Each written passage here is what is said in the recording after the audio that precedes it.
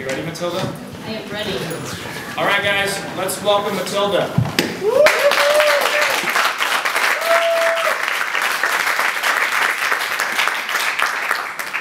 Thank you. My name is Matilda, and I'm here to tell you about a product that will completely change the way that you are thinking about your layover time. Because layovers are usually a little bit obnoxious, but we're here to make them fabulous. We started as a resource for layovers, and now we're so much more. We started as the flexible layover. Now we want you to love your layover. And how are we going to do this? Let me tell you a little story. So let's say that I have a flight, and I've got a layover, and I'm not sure, what am I going to do during this layover? I don't know. Am I going to sit around and read a book, some coffee? That's kind of boring. I kind of want something more exciting. And so what I'm thinking is I want to party. But I'm in a new city. I'm not sure what's really going on in the city. So I want to know where do I find a party? What's happening in the city? This is where Love Your Layover comes in. So what we have for you is a way to appreciate that awkward gap between your flights. For example, let's say you have 6 hours. It's kind of ambiguous. In 6 hours, can you actually leave the airport? Can you risk it? Is it worth the risk? How far is the airport from the city? Not sure? Well, we can help you figure out with some simple suggestions. So, I'm going to do a little demo for you. I'm going to scoop this over. Quick sound effects. There we go. Alright, so I have a layover in Amsterdam. I got a little bit of time to kill, but not too much. I actually only have about 3 hours. And I'm kind of tired, so I want to take a little rest. I don't want to spend too much money.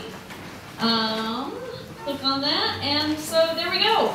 There is an airport library in Amsterdam. How cool is that? I might not have otherwise found it, so I'm pretty stoked about that. And then I've got another flight. I'm flying through Paris. This is fabulous, and I deliberately planned to have a lot of time in Paris because I want to do a little bit of eating. Paris has great food, but I'm on a little bit of a budget, but guess what? Love Your Layover just told me that within 15 minutes there's a train that can take me to the center of Paris from where I can go and get a crepe. And it is delicious! And it is oozing with bananas and Nutella, and oh man, that was a good crepe. Now I got a flight on my way back to London. And this time it's that really awkward ambiguous window where I'm not sure, can I explore? Is 6 hours enough? What if I have money to spend? Then maybe it is. Guess what? Heathrow Airport is actually closer to Windsor than it is to London. In a 15-minute cab ride, you can be at the castle and say hello to the Queen. So Love Your Layover is a really exciting way to let you maximize your layover time and find information. So here's what we're going to do as far as marketing goes. We're going to tell everyone who is giving tips online about layovers on forums, on travel message boards. There's a lot of people searching for flight information, but there's not really one central resource on where to find it. And we're going to build a community with the existing travel boards. So there's a lot of people who are passing through airports, who are thinking about leaving airports, and there's a lot of local tourism boards and people who want to take advantage of the opportunity that these people could potentially, the revenue that these people could potentially bring in if they came into the city and spent some time there. So we're going to reach out to local tourist boards and charge for advertising to help the tourist boards and local organizations grab the attention of these passing through travelers.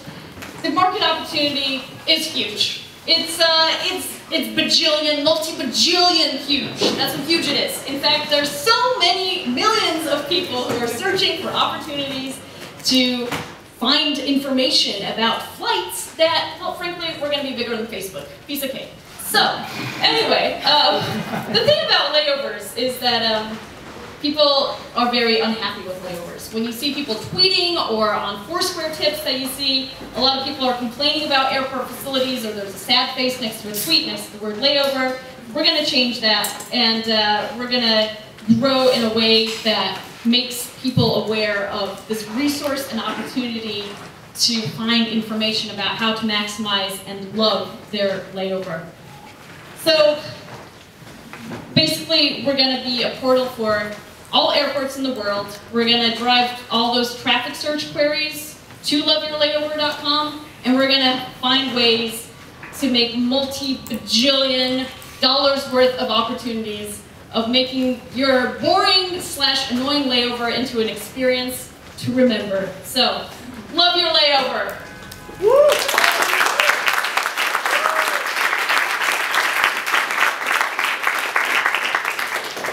Questions from our lovely panel? I also want to bring up my team and introduce them, and they can also help answer some of the questions. So we've got Dave and Trevor, and unfortunately another one of our teammates said is sick today. But I just want to thank these guys because they are absolute rock stars. So a round of applause.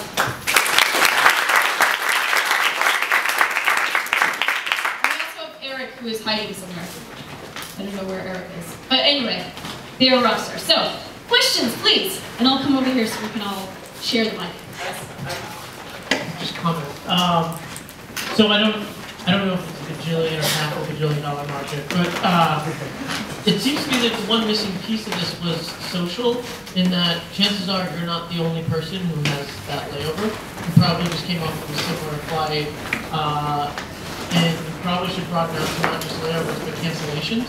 People who get stuck, and in that case, it's probably like 280 people on the airplane who get stuck all at once. So I would try and figure out, ways to find other people who also have the same layover, because going by myself in Paris for 1 week break was kind of lonely and sad, and if I could find other people who do it at the same time, it would be more interesting. Yeah, that's a perfect natural market extension. It's something that we've actually thought about. We didn't have enough time to build that into a prototype, but we began with a little bit of Foursquare innovation where already it's going out and finding a tip at that airport and showing people check into the area. But we didn't get a chance to completely integrate that, so we want to put much emphasis on it during the demo period. So we also had an idea of meetups, also proof so that you can get a full community of the Foursquare.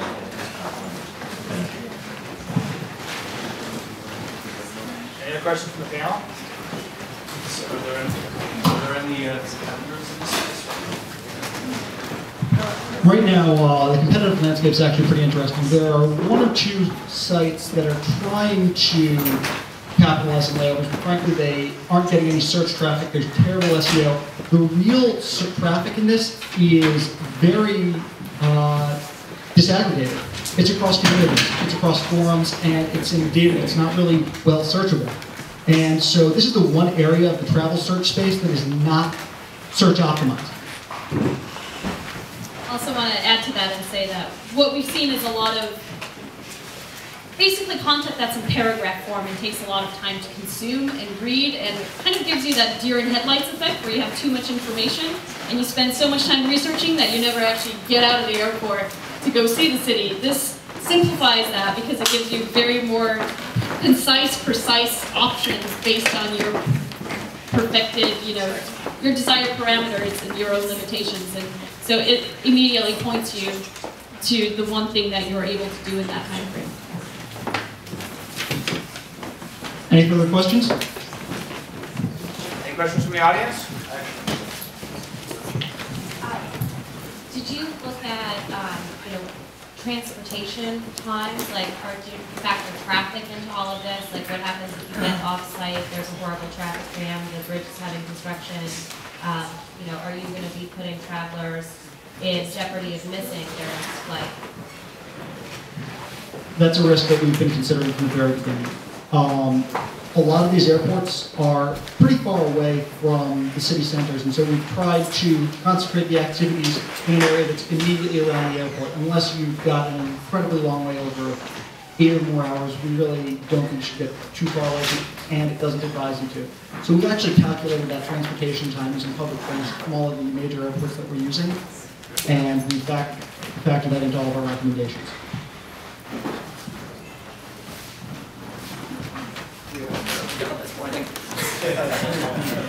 How do you generate the editorial content? Editors, crowdsource, documents? Yes to all.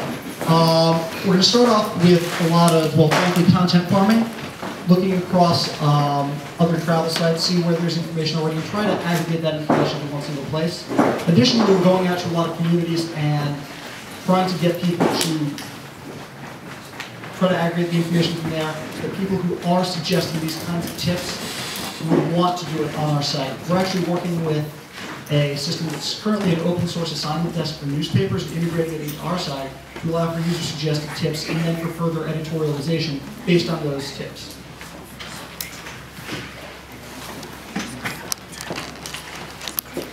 We got time for more questions. Ask a few more. As a flight attendant, how much I enjoy your service? Repeat the question. Or help your service? Okay, the question was, as a flight attendant, how could you enjoy or help contribute to our service? Flight attendants fly more than anyone else. They know the airports better than just about anybody else. We're going to be asking them as probably one of our first constituencies to participate in helping us get the site off the ground. This isn't an area that we fleshed out particularly for the different niches that are going to be flying beyond just, your vacationers and road warriors. The people in the airline industry are absolutely people that we need to reach out to and make really our core demographic to better the content across the site. Stanford? So 2 questions. One of the challenges of doing this, because I always love doing layovers, and I love doing escape, but there's some interesting